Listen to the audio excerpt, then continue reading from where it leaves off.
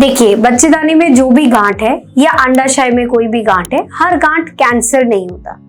कभी कभी ये नॉर्मल होती है। सबसे पहले हम बात करेंगे अंडाशय की गांठ के बारे में। हमारे अंदर 2 अंडाशय होते हैं जिनको 2 ओवरीज कहते हैं, और कभी कभी हमारे अंडाशय के अंदर बेसिक सिंपल सिस्ट बन सकती है।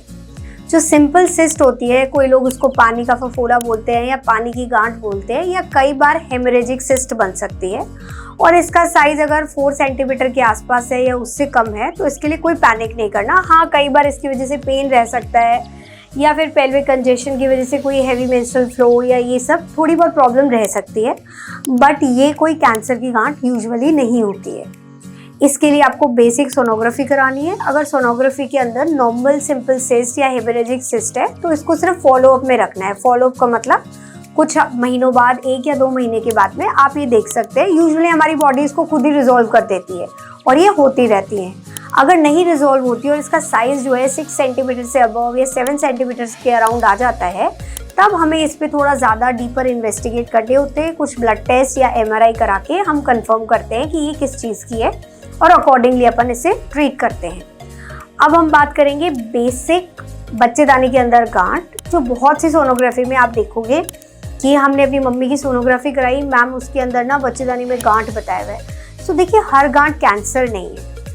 बेसिक गांठ फाइब्रॉइड हो सकता है। फाइब्रॉइड एक नॉन कैंसरस ग्रोथ है जो कि हार्मोनल डिपेंडेंट ग्रोथ है, जो कि रिप्रोडक्टिव एज ग्रुप फीमेल्स के अंदर ज़्यादा मिलती है।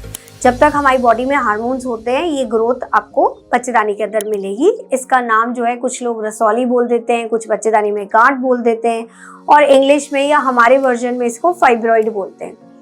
फाइब्रॉइड अलग अलग तरीके के होते हैं। अलग अलग तरीका उनकी पोजीशन पे है। बच्चेदानी की दीवार के अंदर की तरफ है, बाहर की तरफ है, बीच में है। इनके डिफरेंट क्लासिफिकेशन होते हैं। अकॉर्डिंगली ये आपको सिम्टम कॉज करते हैं।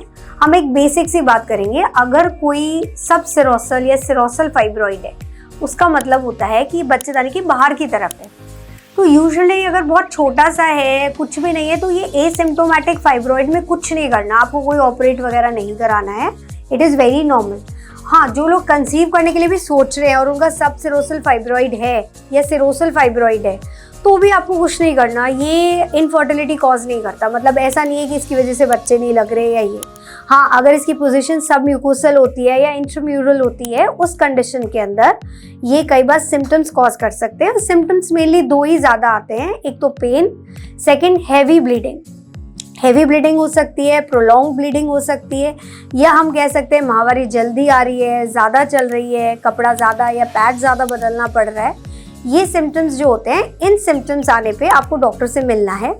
डॉक्टर आपकी बेसिक सोनोग्राफी, कुछ ब्लड रिपोर्ट्स कराएंगे। अगर आपकी जो गांठ है उसका साइज़ ज़्यादा बड़ा है या वो सिम्टोमेटिक है, या डॉक्टर के बेस्ट ऑफ ओपिनियन से वाकई ही ऑपरेशन इसका सोल्यूशन है, तो आप ऑपरेशन पे जा सकते हैं। और अगर बहुत छोटी है, एक साइकिल में कुछ गड़बड़ हुआ, तो हम एक बार कॉन्जर्वेटिव पे भी जा सकते हैं। कॉन्जर्वेटिव मतलब एक बार हम थोड़ा ट्रीटमेंट ले सकते हैं, देख सकते हैं कि हाँ ये ठीक है क्या। अगर अपना ठीक रह रहा है और उसके बाद के पीरियड साइकिल्स ठीक है, तो आप फॉलोअप पे रहिए। फॉलोअप का मतलब होता है 3 से 6 महीने में हम एक स्कैनिंग करा लें। अगर बिल्कुल नहीं करा सकते तो साल में एक बार करा के देखें कि उसका साइज कुछ ज़्यादा तो नहीं बढ़ रहा। यूजुअली अगर एसिम्प्टोमेटिक फाइब्रॉइड है, यानी कि फाइब्रॉइड कोई सिम्टम्स कॉज नहीं कर रहा, तो जनरली अगर वो छोटे साइज का है तो आपको ऑपरेशन की ज़रूरत नहीं होती है। हाँ, सिम्टोमेटिक है, बहुत ज़्यादा प्रेशर सिम्टम्स कॉज कर रहा है, या ब्लीडिंग है, या पेन है, या उसकी वजह से कंसीव होने में दिक्कत आ रही है, तो आपको डॉक्टर से परामर्श लेना है, और अकॉर्डिंग टू डॉक्टर जो आपको गाइड करते हैं उसके अकॉर्डिंग आपको ट्रीटमेंट लेना है। Thank you.